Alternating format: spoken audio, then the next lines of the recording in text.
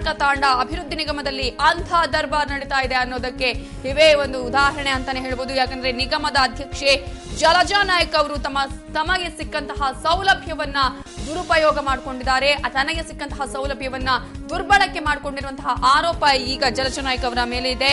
ಈಗಾಗಲೇ ಉಮೇಶ್ ನಾಯ್ಕ್ ಅನ್ನುವರು ಜಲಜಾ ನಾಯ್ಕ್ ವಿರುದ್ಧ ಲೋಕಾಯುಕ್ತದಲ್ಲಿ ದೂರನ್ನು ಕೂಡ ದಾಖಲಿಸಿದ್ದಾರೆ.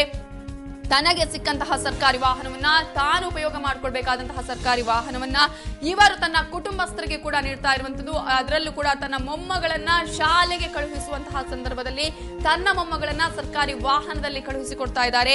KA3 ಜಮನ್ 6984 ಸರ್ಕಾರಿ ವಾಹನವನ್ನ ಜಲಜಾ ನಾಯ್ಕ್ ಅವರು ದುರ್ಬಳಕೆ ಮಾಡಿಕೊಂಡಂತಹ ಆರೋಪವನ್ನ ಎದುರಿಸ್ತಾ ಇದ್ದಾರೆ.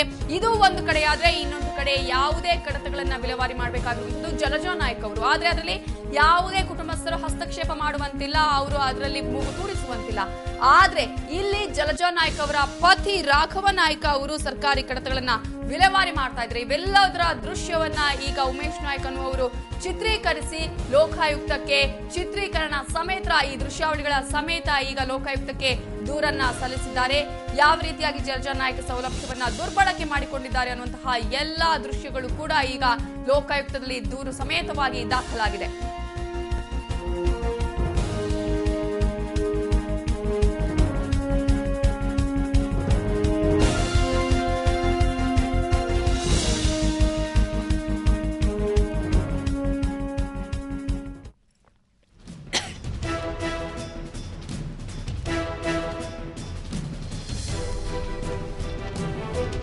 ನೀವೀಗ ನೋಡ್ತಾ ಇರುವಂತಹ ದೃಶ್ಯ ಜಲಜಾ ನಾಯ್ಕ್ ಅವರು ತನಗೆ ಕೊಟ್ಟಂತಹ ಸರ್ಕಾರಿ ವಾಹನವನ್ನ ಯಾವ ರೀತಿಯಾಗಿ ದುರುಪಯೋಗ ಪಡಿಸಿಕೊಳ್ತಾ ಇದ್ದಾರೆ ಅನ್ನುವಂತಹ ದೃಶ್ಯವನ್ನ ನೀವೀಗ ನೇರವಾಗಿ ಸುವರ್ಣ ನ್ಯೂಸ್ ನಲ್ಲಿ ನೋಡಬಹುದು.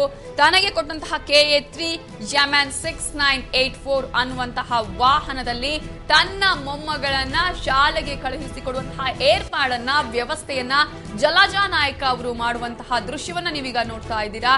ತನ್ನ ಮೊಮ್ಮಗಳನ್ನ ಸರ್ಕಾರಿ ವಾಹನದಲ್ಲಿ ಶಾಲೆಗೆ ಕಳಿಸುವಂತಹ ವ್ಯವಸ್ಥೆ ಜಲಜಾ ನಾಯ್ಕ್ ಅವರು ಮಾಡಿರುವಂತದ್ದು.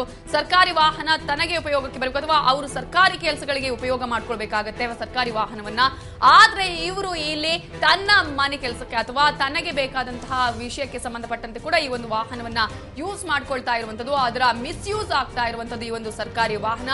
ತನ್ನ ಮೊಮ್ಮಗಳನ್ನ ಶಾಲೆಗೆ ಕಳುಹಿಸೋದಿಕ್ಕೆ ಸರ್ಕಾರಿ ವಾಹನವನ್ನ ಇವರಿಲ್ಲಿ ದುರ್ಬಳಕೆ ಮಾಡಿಕೊಳ್ತಾ ಇರುವಂತಹ ದೃಶ್ಯವನ್ನ ನೀವೀಗ ನೋಡಬಹುದು.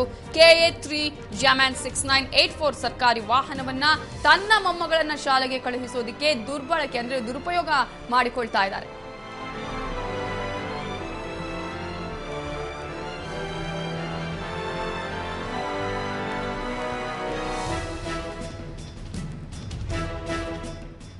ಹಾಗೇನೆ ನೀವೀಗ ದೃಶ್ಯಾವಳಿಯಲ್ಲಿ ನೋಡ್ತಾ ಇರಬಹುದು ಕರ್ನಾಟಕ ತಾಂಡ ಅಭಿವೃದ್ಧಿ ನಿಗಮ ನಿಯಮಿತದ ಕಚೇರಿ ಇದು.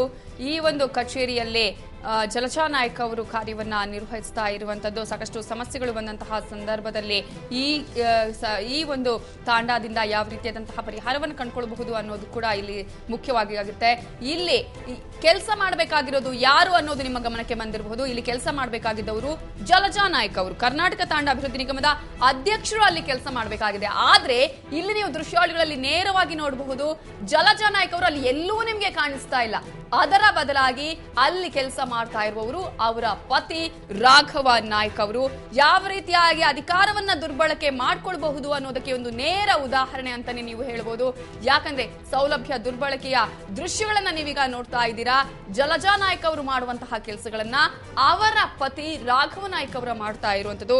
ಸರ್ಕಾರಿ ಕಡತಗಳನ್ನ ವಿಲೇವಾರಿ ಮಾಡುವಂತಹ ಕೆಲಸ ಜಲಜಾ ನಾಯ್ಕ್ ಅವರಿಗಿರುತ್ತೆ. ಆದ್ರೆ ಅದರ ಬದಲಾಗಿ ಇಲ್ಲಿ ಕಾರ್ಯನಿರ್ವಹಿಸ್ತಾ ಇರುವವರು ಜಲಜಾ ನಾಯ್ಕ್ ಅವರ ಪತಿ ರಾಘವ್ ನಾಯ್ಕ್. ಹಾಗಾಗಿ ಯಾವ ರೀತಿಯಾಗಿ ಒಂದ್ಸಲ ಅಧಿಕಾರ ಸಿಕ್ಕರೆ ಅದನ್ನ ದುರುಪಯೋಗ ಮಾಡ್ಕೊಳ್ಬಹುದು ಅನ್ನೋದಕ್ಕೆ ನೇರವಾಗಿ ನಿಮ್ಗೆ ಉದಾಹರಣೆ ಸಮೇತ ಸಿಗುವಂತದ್ದು ಜಲಜಾ ನಾಯ್ಕ್ ಅಂತಾನೆ ಹೇಳ್ಬೋದು. ಎಲ್ಲಾ ದೃಶ್ಯಗಳನ್ನ ಈ ರೀತಿಯಾಗಿ ಯಾವ ರೀತಿಯಾಗಿ ಅಧಿಕಾರವನ್ನ ದುರ್ಬಳಕೆ ಮಾಡ್ಕೊಳ್ತಾ ಇದ್ದಾರೆ ಅನ್ನುವಂತಹ ಎಲ್ಲಾ ದೃಶ್ಯಗಳು ಈಗ ಸುವರ್ಣ ನ್ಯೂಸ್ ನಲ್ಲಿ ನೀವು ನೋಡಬಹುದು. ಈ ಎಲ್ಲಾ ದೃಶ್ಯಗಳನ್ನ ಚಿತ್ರೀಕರಿಸಿ ಉಮೇಶ್ ನಾಯ್ಕ್ ಅನ್ನುವರು ಈಗ ಲೋಕಾಯುಕ್ತಕ್ಕೆ ದೂರನ್ನು ಕೂಡ ದಾಖಲಿಸಿದ್ದಾರೆ. ಜಲಜಾ ನಾಯ್ಕ್ ವಿರುದ್ಧ ಸೌಲಭ್ಯ ದುರ್ಬಳಕೆಯ ದೃಶ್ಯಗಳನ್ನ ಚಿತ್ರೀಕರಿಸಿ ಲೋಕಾಯುಕ್ತಕ್ಕೆ ಈ ದೃಶ್ಯಗಳ ಸಮೇತವಾಗಿ ದೂರನ್ನ ಸಲ್ಲಿಸಲಾಗಿದೆ. ಒಂದು ಕಡೆ ಸರ್ಕಾರಿ ವಾಹನಗಳ ದುರುಪಯೋಗ, ಇನ್ನೊಂದು ಕಡೆಗೆ ತನಗೆ ಇದ್ದಂತಹ ಅಧಿಕಾರವನ್ನ ತನ್ನ ಗಂಡ ನಿರ್ವಹಿಸೋದಕ್ಕೆ ಮಾಡಿಕೊಟ್ಟಂತಹ ಆರೋಪ ಈಗ ಇವರ ಮೇಲೆ ಕೇಳಿ ಬರ್ತಾ ಇರುವಂತದ್ದು. ಹಾಗಾಗಿ ಅಧಿಕಾರ ದುರ್ಬಳಕೆ ದುರ್ಬಳಕೆಯ ಆರೋಪ ಈಗ ಜಲಜಾ ನಾಯ್ಕ್ ಅವರ ಮೇಲಿದೆ.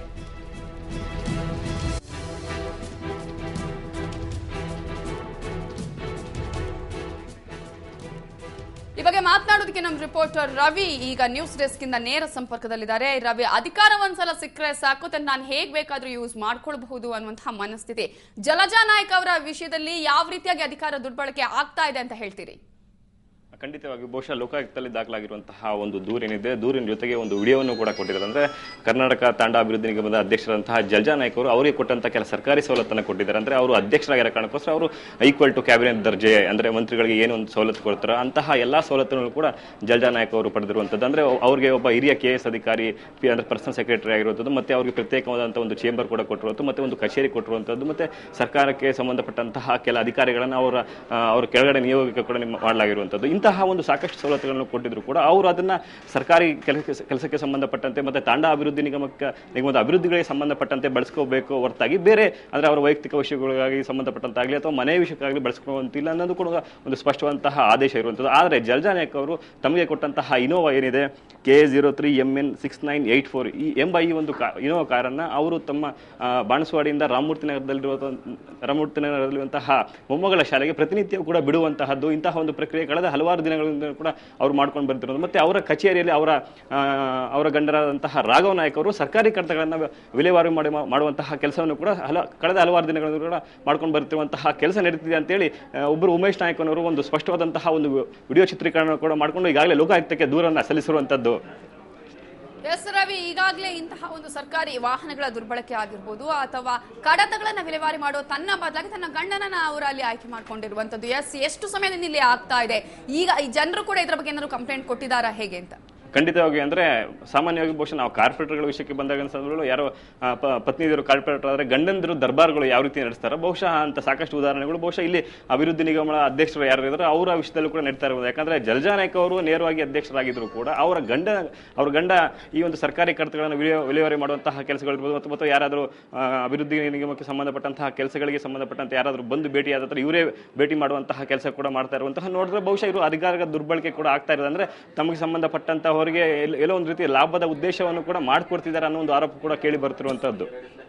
ಎಸ್ ರವಿ, ನಿಮ್ಮನ್ನ ಮತ್ತೆ ಸಂಪರ್ಕಿಸ್ತೀನಿ ಇದೇ ವಿಷಯಕ್ಕೆ ಸಂಬಂಧಪಟ್ಟಂತೆ. ಹಾಗೇನೆ ನೀವು ನೋಡ್ತಾ ಇರ್ಬೋದು, ಕರ್ನಾಟಕ ತಾಂಡ ಅಭಿವೃದ್ಧಿ ನಿಗಮದ ನಿಯಮಿತ ಕಚೇರಿಯಲ್ಲಿ ತಾನು ಕೆಲಸ ಮಾಡಬೇಕಾಗಿರೋದು, ಆದ್ರೆ ಅದರ ಬದಲಾಗಿ ತನ್ನ ಗಂಡ ಅಲ್ಲಿ ಕೆಲಸ ಮಾಡ್ತಾ ಇರುವಂತದ್ದು.